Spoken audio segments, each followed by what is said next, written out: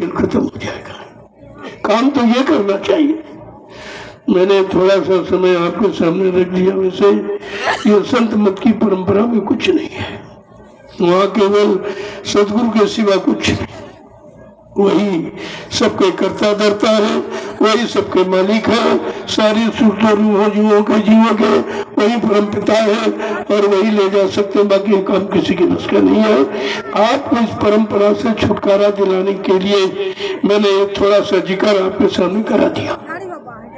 वैसे इसमें आपको नहीं फंसना, निकलना है। धीरे धीरे धीरे धीरे किस तरह से निकलेंगे, परिवार समाज की परंपरा नीतियों को रीतियों को यानी मर्यादाओं को पालन करते हुए हमें किस तरह अपना मानव जीवन शांति सुख में बनाना है, अपनी जीवात्मा का कल्याण सदगुरु के चरणों में जाकर करना है और जीवात्मा को जगा कर मालिक से मिलाना है।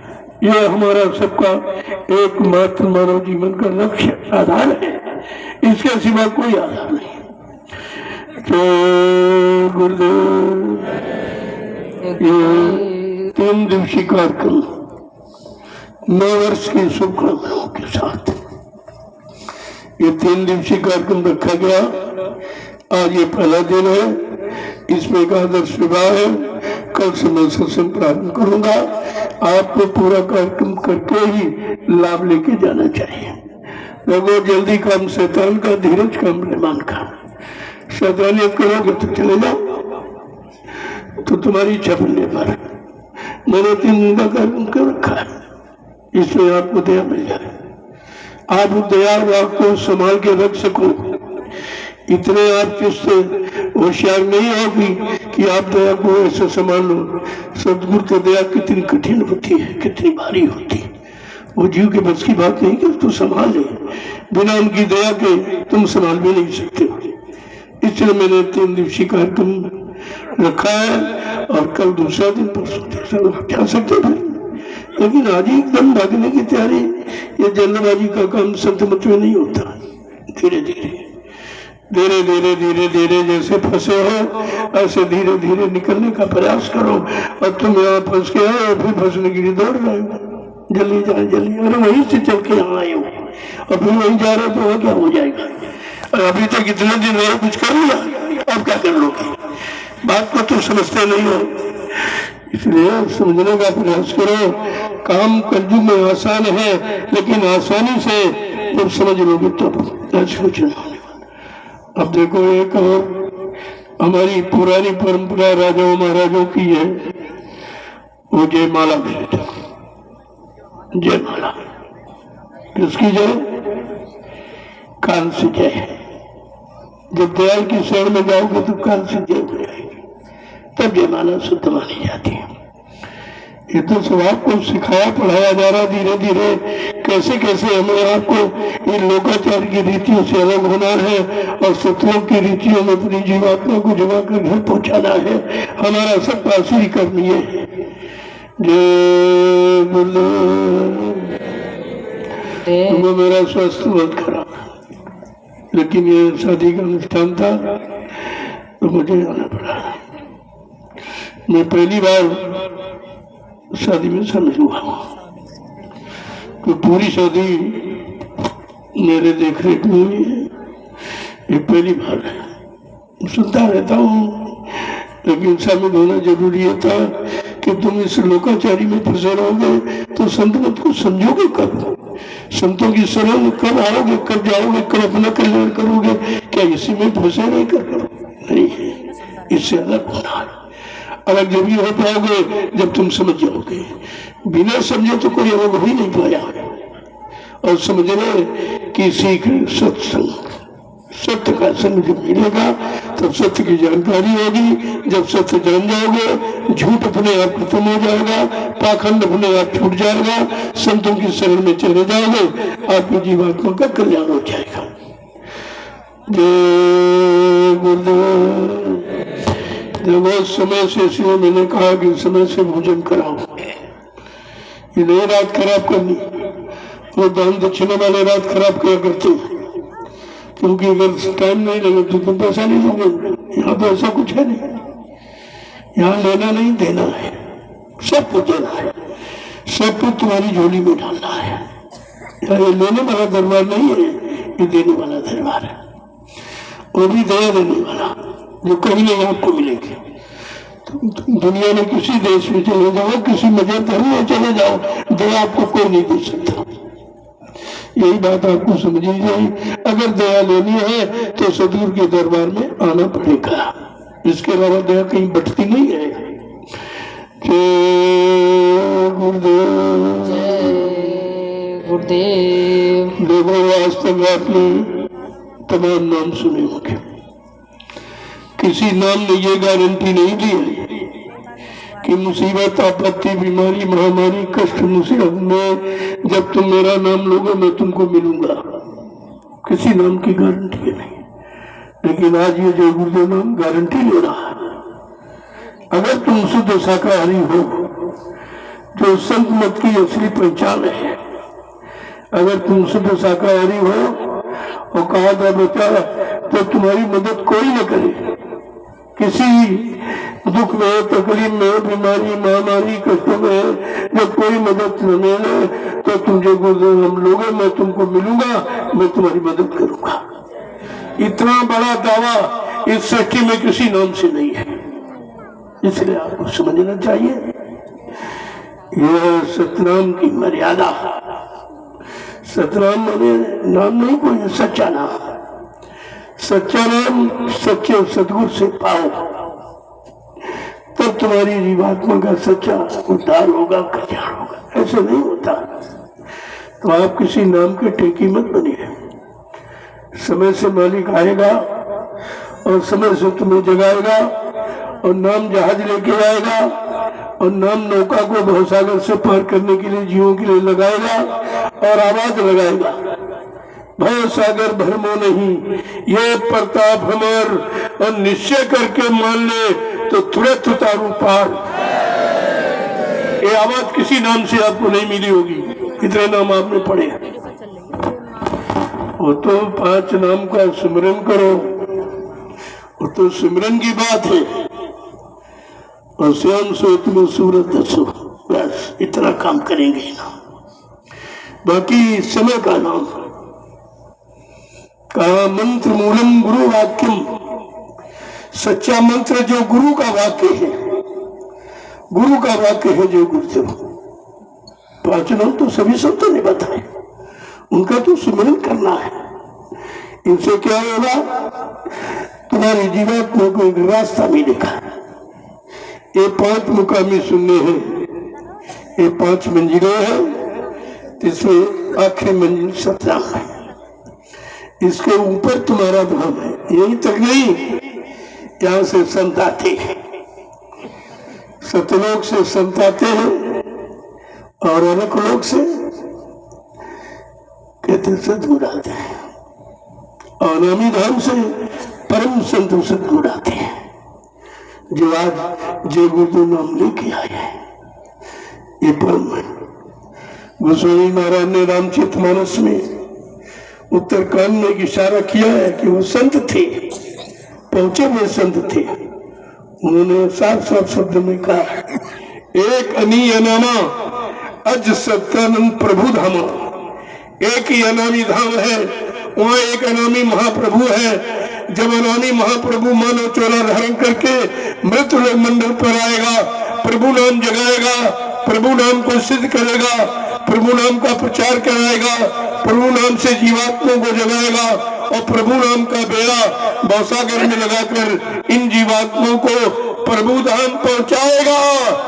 तब प्रेमियों जीवात्माओं का आवागमन समाप्त हो जाएगा। ऐसे नहीं समाप्त होता, सत्यलोक तक आवागमन है। सत्यलोक की महिमा इसलिए कि संत आए, लेकिन आज कलयुग में परम संत आए, अनामी महाप्रभु आए हैं, प्रभु नाम लेके आए हैं। तुम्हें कहीं खोजना भी नहीं है, कहीं तलाश भी नहीं करना, केवल आपको अंदर से लेना है, कुछ नहीं करना, केवल लेना है। वो भी सच्चे हृदय, काम क्रोध लोभ मोह अहंकार को तिला मिली देकर जब पाक साफ शुद्ध होकर के आप लोगे तो ये नाम तुम्हारा काम करेगा। यही तो हमें आपको समझना है। यही सीखना है। इसी सीख को जानने वाला सच्चा सिख कहलाता है। वो सीख है जो सच्चे सदगुरु की सीख को मानता है, जानता है, उन्हें पहचानता है। बात तो समझने की है। कल मैं इस बारे में आपको पूर्ण विस्तृत सत्संग दूंगा जो आपने शायद कभी सुना नहीं होगा। कल नए वर्ष पर यही शुभकामना है कि आप सच्चे समय के नाम को लेकर अपनी जीवात्मा को घर पहुंचा लो तो तुम्हारा मानव जीवन सार्थक हो जाएगा। संत महात्मा कभी बहकाते भरमाते नहीं है, वो कुछ लेने नहीं आए हैं बल्कि सब तरफ से तुम्हारी मदद करने आए हैं, तुमको निकालने आए हैं, तुमको मालिक से मिलाने आए हैं और घर पहुंचाने आए हैं। जय गुरुदेव। अब आगे के रस्म रिवाज उसको पूरा करो और टाइम से उनको भोजन करो। तो भोजन का एक समय होता है, वो समय तुम बर्बाद करते रहते देर तक, उससे कोई मतलब नहीं निकलेगा। सिर्फ केवल आपको गुरुवाणी, कलयुग में गुरुवाणी का महत्व है और गुरुवाणी नहीं बल्कि सदगुरु वाणी का महत्व है। बस आपको सदगुरु वाणी मिल गया, सब कुछ मिल गया, फिर आपको तलाश नहीं करना, सच्चे समय के सदगुरु की तलाश करना है और उनकी अखंड वाणी, अमृत वाणी और शब्द वाणी को आपको सुनने का रास्ता ढूंढना है। और वो तुम्हारे इसी मनुष्य मंदिर से होकर आ रहा हूँ, कहीं बार नहीं, न मंदिर, न मस्जिद, न गिरजाघर, न गुरुद्वारा। साफ साफ लिखा गुरु द्वारा, गुरु के द्वारा मिलेगी। और तुमने गुरुद्वारा को ईंट पत्थर का मकान समझ लिया, ये तुम्हारे लिए धोखा हो गया। ये गुरुद्वारा नहीं है, गुरु के द्वारा तुमको जो बताया जाए, गुरु के द्वारा मिलेगा, गुरु के द्वारा रास्ता मिलेगा, गुरु के द्वारा समय का नाम मिलेगा और गुरु के द्वारा तुम्हारी जीवात्मा का समय से काम होगा, वो तो गुरु के द्वारा होगा।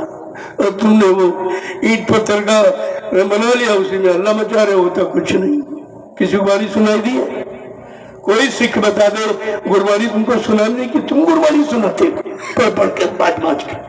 अरे तुम अपनी जीवात्मा को सुनाओ जो ऊपर से अखंड वाणी, देववाणी, अमृत वाणी, सतवाणी जो आ रही, उसको तुम्हारी जीवात्मा अपने दिव्य कान से सुनेगी, तब उसका कल्याण होगा। ये तुम हल्ला मचाने से तुम्हारी जीवात्मा नहीं जागेगी। तुम्हें नहीं कुछ कहना, न बोलना, कुत्ता ने जुआ पर रखना। कहा जिसने गुरु की मानी, गुरु की मानी उसका काम हो गया। तुम गुरु की तो मानते हो ना, अपनी मनवाने की चक्कर में रहते हो।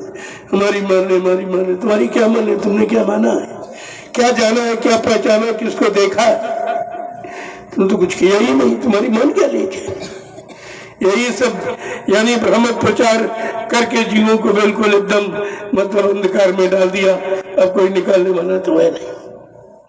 मैंने एक शब्द आपसे कहा था भी, अगर 5 जीव मिल जाते, फिर कह रहा हूं 5, सच्चे ईमानदार, त्यागी, तपस्वी, चरित्रमान, शाकाहारी, सदाचारी, ब्रह्मचारी, अगर गुरबाणी को जानने वाले, गुरबाणी को पहचानने वाले, गुरु वचनों में अपने आप को चलाने वाले अगर ऐसे मिल जाए तो सतयुग तुम्हारे सामने आके खड़ा हो जाता।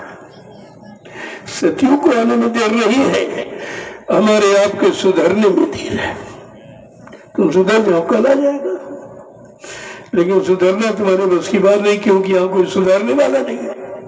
यहाँ सब फंसाने वाले, भटकाने वाले, बहकाने वाले हैं, अपना बना यानी उल्लू सीधा करने वाले हैं, और तुमको कोई सीधा सच्चा रास्ता बताने वाला ही नहीं, तो तुम्हारा काम कैसे होगा?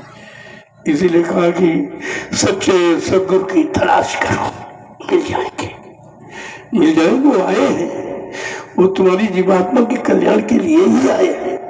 वो कोई अपना लाभ लेने तुमसे नहीं आए, वो जीवात्मा कल्याण करने।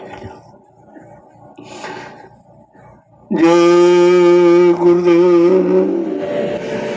अब आप चलिए अपना रस्म जो आगे कर देंगे उसको भी पूरा करो और समय से उनको भोजन कराइए। आप भंडारे का महाप्रसाद जो बना वो खराब ना होने पावे, वो समय से कराइए आप उनको।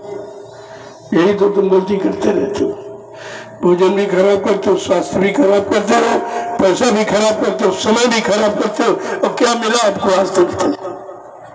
पूरी पूरी रात खराब कर दी तो क्या मतलब है? दो व्यक्तियों का जोड़ना, दो व्यक्तियों को सही सच्चे रास्ते पर चलाना, सच्चे समय के नाम से जोड़ना, काम तो केवल इतना ही है।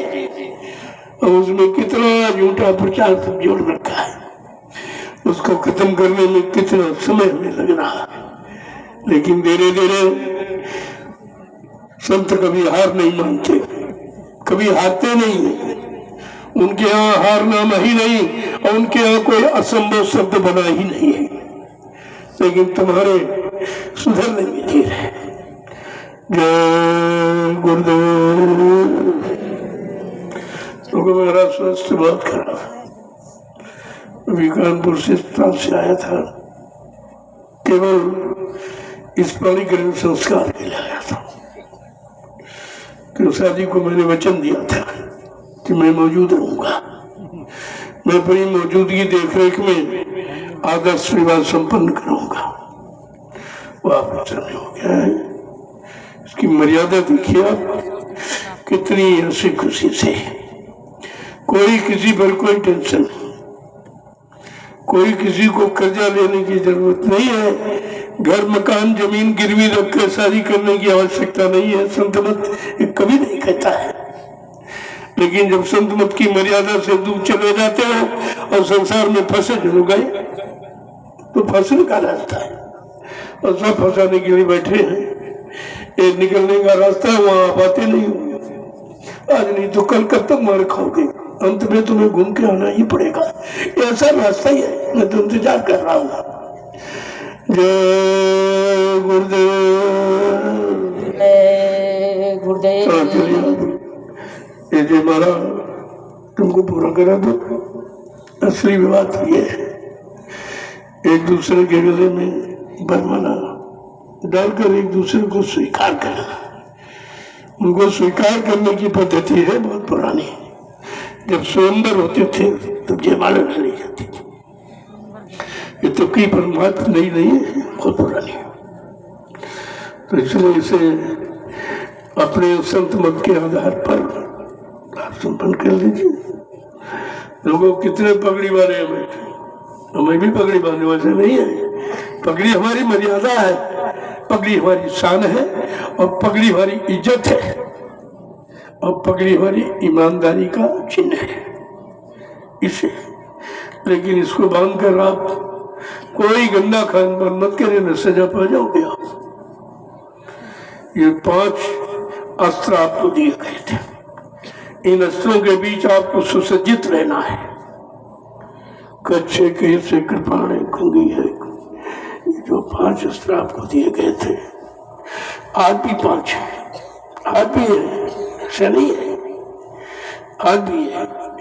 पगड़ी है, रेनी लुकी है, लंगोटी है, तितली है, एक झोला है, आज भी 5 है, ऐसा नहीं है। मर्यादा कहीं इधर उधर नहीं हुई है, लेकिन तुम मर्यादा को भूल गए हो। पगड़ी बांध कर ये शोभा नहीं देता है। ये तपस्वियों की वेशभूषा है, दाढ़ी बाल और पगड़ी। इसकी मर्यादा रखिए। मैं बार बार कहता हूँ, आपको कोई ऐसा काम, कोई ऐसा गंदा खान पान नहीं करना जो सतगुरु की मर्यादा में कोई दबा लगे। अगर कलंकित हो गई मर्यादा तो सजा तुमको उठानी पड़ेगी। ये भेष बहुत पाक साफ दिलों का है, जो आज आपके सामने ये खुल करके आया हुआ है। मैं स्वयं पालन करता हूँ और पालन करने की बात करता हूँ। मैंने 4 रास्ते खोले नवीन, जो हिंदू धर्म का विश्व में किसी ने नहीं खोले। पहला रास्ता कि आप शाकाहारी रहिए, ये पहला रास्ता। दूसरा रास्ता कि आप भारतीय हो तो भारतीय मर्यादा में रहो। भारतीय मर्यादा, भारतीय वेशभूषा आपकी क्या है? कुर्ता है, धोती है, कमीज है, पैजामा है, सदरी है, टोपी है, पगड़ी है, लंगोटी है, ये भारतीय वेशभूषा है। इसको आप बरकरार रखिए। इस सदगुरु की दी हुई वेशभूषा को बदनाम मत करिए, आप सजा पाओगे। बाद में आपसे कोई शिकायत मत करना। मैं पहले इशारे दिए देता हूँ, और आज भी वही है। ये टाट बक्कल है बाना फकीरी, वक्त मुर्शिद पिनाए हुए है। ये वक्त के मुर्शिद की आवाज है कि परिवर्तन इस तपस्वी भेष के द्वारा होगा। ये भी तपस्वी भेष था जो आपको पहना के, लेकिन आपने बिगाड़ दिया। ऊपर तो तपस्वी भेष, नीचे पैंट शर्ट पहने हुए अंग्रेजों की पोशाक। ये मिलावट जो आपने की है, ये गलत कर दिया। ये शोभा नहीं देता। संतों की पोशाक देखिए आप, जो असली संत हुए हैं। गुरु नानक देव जी महाराज, जो 10 गुरु आपके यहाँ माने जाते हैं, 10 गुरुओं की पहले वेशभूषा देखिए, उनकी शिक्षा देखिए, उनका खान पान कैसा था, उनकी बोलचाल की भाषा कैसी थी, उन्होंने समाज को क्या रास्ता दिया, देश दुनिया के को अच्छे रास्ते पर कैसे लाके खड़ा किया। उनको पढ़िए आप, तो आपकी समझ में आ जाएगा। लेकिन वो तो आप कुछ करते हो नहीं, मनमानी करते हो। जब मनमानी करोगे तो मनमानी तो सजा पाएंगे आप। उसके लिए आप तैयार हो जाइए। कलयुग किसी को छोड़ेगा नहीं है, ये नहीं छोड़ेगा किसी को। मैंने ये शब्द 15 सितंबर 2023 को मैंने घोषणा की थी पूरे विश्व के लिए, और खासकर हिंदुस्तान के लिए। अगर आप सच्चे भारतवासी हैं तो अपनी एक पहचान बनाइए। पहचान क्या होती है? असली वेशभूषा, यानी भारतीयों की पहचान क्या है?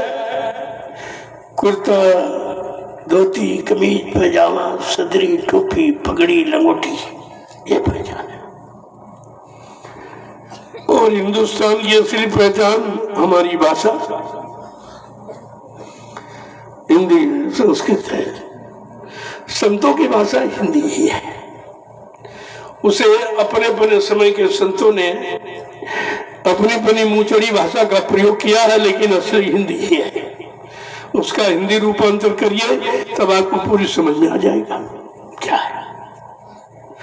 तो मैंने कहा अगर आप सच्चे हिंदुस्तानी हो तो अपनी मातृभाषा हिंदी, संस्कृत वाणी है, और बाकी सब मतलब सहयोगी भाषाएं हैं, उनका प्रयोग करते हो, लेकिन मुख्य भाषा तो हिंदी और संस्कृत।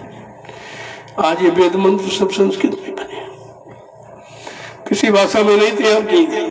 कोई अंग्रेजी में वेद मंत्र, कम से कम ये भी तो देखते हो आप। जो तुम्हारा वैवाहिक संबंध जहां से गांठ जुड़ती है और जहां से जीवन की श्रृंखला शुरू होती है, परिग्रहण संस्कार, वो देववाणी में है, वो संस्कृत में आता। बाद में उसका हिंदू रूपांतर करके समझा दिया जाता है। 2 ही भाषाओं का प्रयोग मिलेगा, हिंदी और संस्कृत का। तो ये सब पर इसका विचार करो। मैं कोई ऐसी बात कहता नहीं जो किसी के धर्म के खिलाफ हो। धर्म तो एक ही हमारा आपका, वो है मानव धर्म। हम मानव है, मानव के नाते हमारा मानव धर्म है, और मानव के नाते हमारे एक मानव जाति है। इन मानव जातियों में एक ही जीवात्मा है, उन जीवात्माओं का एक ही मालिक है, दूसरा नहीं है। फिर आप ये दुनिया देना मर का बकेरा कहां से खड़ा किया? यही तुम्हारे दुख का कारण है। तुम्हें नहीं बनाया, तुम ही दुखी हो, तुम ही परेशान, तुम ही लड़ते झगड़ते हो। तो धीरे धीरे अब तो धीरे समझ रहे लोग, समझने लगे। जब से मैंने 15 सितंबर 2023 को ये घोषणा की थी भारतवासियों के लिए, और 15 सितंबर 2024 में अभी घोषणा की थी भारतीय नारी सभ्यता में। देखो जितनी देवियों की फोटो आप देखते हो, कोई देवी सूट में मिलेगी आपको? कोई है जिसकी पूजा करते हो? वही से नहीं समझ पाए। तुम्हारी देवी, तुम्हारा देवता, तुम्हारे देवता है भगवान कृष्ण, है सब धोती में, गोची में है, सब कोई पैंट शर्ट में नहीं है, और कोई भी देवी सूट में नहीं है। जब से सूट पहना इज्जत लूट गई, सूट से इज्जत टूट गई। इसलिए मैंने 15 सितंबर 2024 को नवीनतम घोषणा की है और आगे ये घोषणा सबको स्वीकार करनी पड़ेगी, ताकि आप ये न कह सको कोई कहने वाला नहीं था। हिंदुस्तान में कोई कहने वाला नहीं था। जो मैंने ये 4 यानी सूत्र आपके लिए निकाले हैं, किसी ने हिंदुस्तान में कोई नेता न कोई महात्मा किसी ने नहीं कहा। ऐसा मालूम कैसे जिसको इसकी जरूरत ही नहीं या उनको इसकी बात मालूम नहीं है। बात ही नारी, सारी भी नारी, नारी भी सारी है, ये महिमा है। अगर सूट में द्रौपदी होती तीचल टूट जाती। साड़ी में थी इसलिए भगवान ने उसकी रक्षा की है। साड़ी वाले की रक्षा भगवान करता है, इसलिए मैंने साड़ी के चलन के लिए जोड़ दिया है। और नहीं तो कल आपको मानना पड़ेगा। जब सबकी इज्जतों पर खतरा हो जाएगा और सरेआम इज्जत लूटी जाने लगेगी, तो आपको मजबूर होकर हमारी ये नवीनतम व्यवस्था को स्वीकार करना ही पड़ेगा।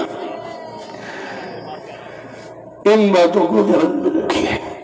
शाकाहारी हो जाइए, पहला। दूसरा, अगर आप सच्चे भारतवासी हो तो भारतीय वेशभूषा, किसी देश में चले जाओ सबकी पोशाक अलग, वही पहचान देश की। लेकिन तुम्हारे हिंदुस्तान की कोई पहचान है? अंग्रेजों के गुलाम तुम अब भी हो। अंग्रेज तो भाग गए, लेकिन उन्होंने अपनी छाप छोड़ दी है, जिसके गुलाम आज भी है। ये पैंट शर्ट टाई पतलून ये अंग्रेजों की पोशाक तुम्हारी नहीं है। तुम हाथ में उनकी गुलामी को स्वीकार किए बैठे हो, इसीलिए आज समाज परिवार दुखी है। अच्छी सच्ची सही बात न मानने पर वो दुख का कारण ही बन जाती है। मैंने मना किया, नहीं मानोगे तो आप भी परेशान हो जाओगे। आपके लिए कोई इस पर छूट नहीं है। छूट जब है जब तुम नियम का पालन करो। जो समय से वचन आपके लिए दे जाए उसका पालन करिए। मैं स्वयं करता हूँ और आपसे बात करने की प्रार्थना करता हूँ, तो बराबर आपको ध्यान देना चाहिए। फिर देखेंगे कोई रास्ता फिर नवीनतम निकालेंगे, क्योंकि 7 वचनों पूरे होने के बाद ही सत्य की बात सोचो। आप भी मानते अभी तो 3 ही वचन हुए। जय गुरुदेव, यही 7 प्रतिज्ञाएं, चाहे वो विवाह संबंध में देख लो, चाहे वैसे आप समझ लो, 7 प्रतिज्ञाएं आपको करनी है। इन्हीं प्रतिज्ञाओं के अंतर्गत अपने जीवन निकालना है। अगर जीवन का असली आनंद आपको प्राप्त करना है तो अब आप चलिए। बड़ा विस्तृत ये दृष्टांत है, इसको कहाँ तक कहूँ मैं। ये 72 साल की गुलामी इतनी कठिन हो गई है कि 1-2 दिन में बयान नहीं किया जा सकता। इतना गंदा और खराब किया गया और अब भी किया जा रहा। और उन्हीं को तुम धार्मिक कहते हो। तुम खुद ही नहीं धर्म की परिभाषा जानते। ये लोभी लालची धार्मिक है, इनको धर्म की परिभाषा बताओगे। लेकिन वो समय खराब फिर आएगा कैसे, फिर विनाश होगा कैसे। अगर नहीं कुछ करोगे तो सजा कैसे पाओगे। तो तुम्हारा करना भी जरूरी है और संत महात्माओं का बताना भी जरूरी है। नहीं, ये नहीं कहोगे कोई किसी ने नहीं कहा था। ये महाभारत को आपने देखी लेकिन समझा नहीं है। उस समय भी कोई कहने को तैयार नहीं था।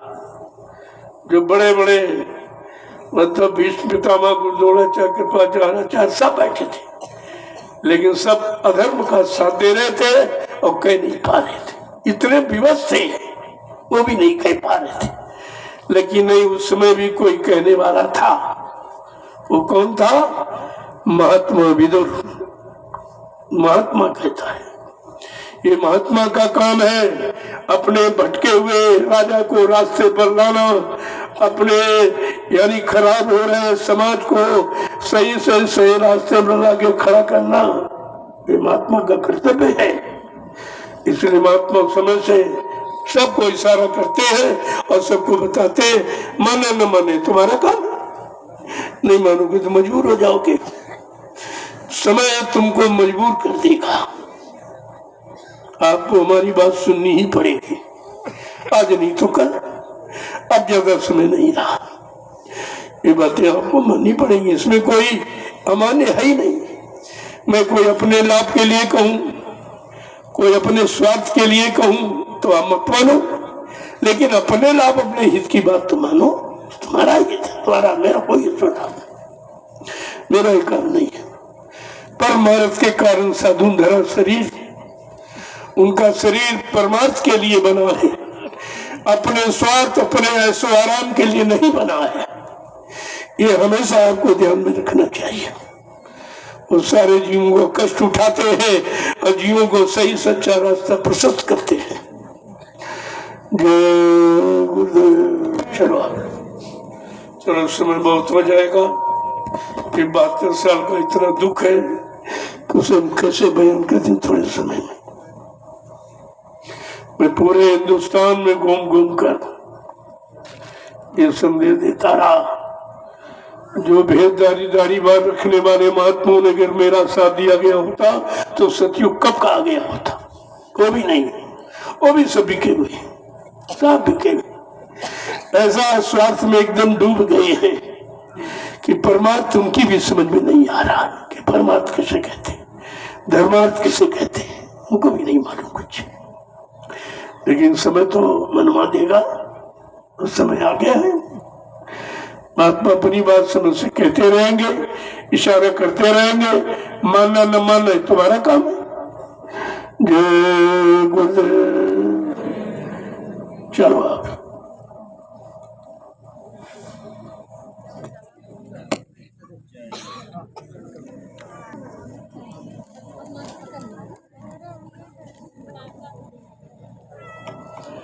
लोगों, कोई काम अपनी इच्छा से मत सोचो, जैसे दिया जाए वैसे ले लो। जब किसी से कुछ लेना होता है तो उसकी मर्जी के अनुसार, अपनी मर्जी से आप उन्हें नुकसान कर बैठोगे। इसलिए आज तो समय आदर्श विवाह का, कल सत्संग दर्शन कल होगा। एक सत्संग में कम से कम एक सत्संग सुन के तो जाओ, किराया भाड़ा खर्च करके आए हो, ये दिन रोज नहीं मिलेगा। इतने लोग बैठे हो, तमाम इस दिन के लिए शरीर छोड़ के चले जाएंगे, बहुत लोग चले जाएंगे। उनको ये 25 का 9 वर्ष नहीं मिल पाएगा। इसलिए जो समय लेके आए हो, कुछ लेके जाओ, यही तुम्हारे काम आएगा। अंतिम श्वास तक ये काम आएगा। बाकी जो तुमने इकट्ठा किया वो यही छूट जाएगा, वो तुम्हारे काम आने वाला नहीं है, ये काम आएगा। जय गुरुदेव।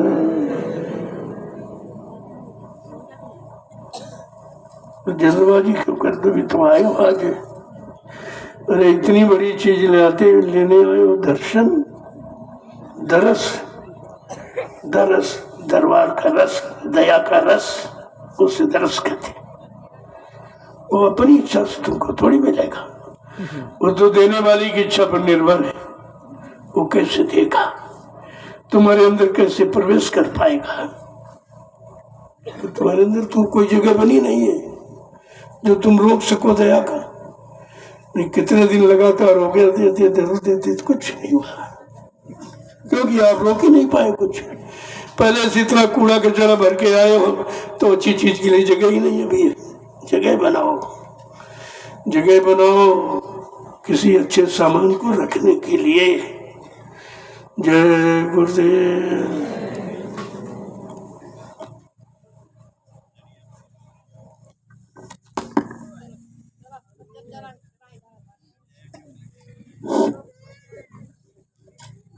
जय गुरुदेव।